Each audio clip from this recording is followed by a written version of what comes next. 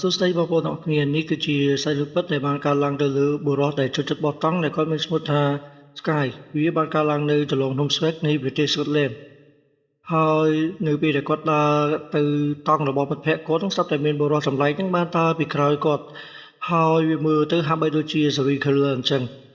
Sky គាត់ចង់ដឹងណាថាបុរសម្នាក់នោះគឺជានរណាគេហេតុពេលគាត់ដើរតាមក្រោយគាត់រហូតចឹងហើយគាត់ក៏ដើរទៅរកកន្លែងលាក់ខ្លួនហើយនៅពេលនោះគាត់ក៏បានដកទូរស័ព្ទមកដើម្បី call ទៅមិត្តភក្តិរបស់គាត់ស្រាប់តែលេចបុរសម្នាក់នោះចេះសាំងមកលើគាត់ធ្វើឲ្យគាត់ភ័យយ៉ាងខ្លាំងគាត់រត់ផងស្រែកផងហើយគាត់នឹងធ្លាក់ទូរស័ព្ទទៀតដែលបានកត់ត្រានៃកំណត់ហេតុទាំងនោះហើយនេះគឺជារឿងពិតដែលបានកើតឡើងទៅលើបុរសដែលចូលចិត្តបោះតង់ម្នាក់នៅក្នុងប្រទេស Scotland